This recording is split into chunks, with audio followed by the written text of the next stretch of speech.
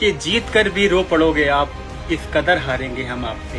ये लाइन तो आपको पता ही होगी, जो कि कही गई है केशवानंद भारती की केस में।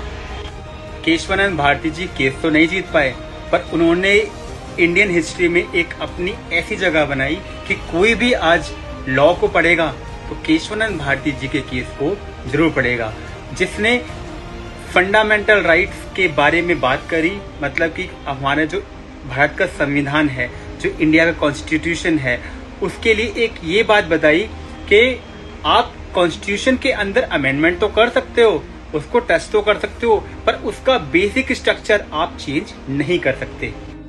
केशवानंद भारती जी वैसे तो एक मठाधीश थे, जिनकी केरल के अंदर बहुत ही बड़े एरिया में जमीन थी, जो जमीन केरल गवर्नमेंट के द्वारा एक्वायर कर ली गई, मतलब उनसे ले ली गई।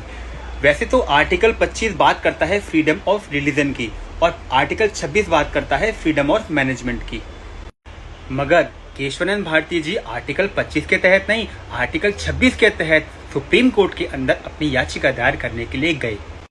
मगर ये केस केशवानंद भारती जी हार गए और गवर्नमेंट ये केस जीत गई, जिसके अंदर 13 जजेस की बेंच बैठी गई और उनका फैसला 7:6 रेशो के अंदर आया, जिसमें ये कहा गया कि government has right to amend the constitution but it cannot touch the basic structure of the constitution, means that it cannot alter the fundamental structure.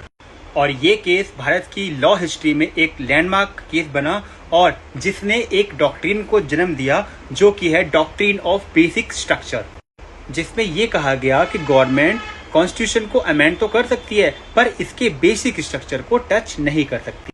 तो ये था Keshavananda Bharati versus state of Kerala 1973 का केस, जो कि एक इंडियन की लॉ हिस्ट्री में बहुत ही मायने रखने वाला केस है।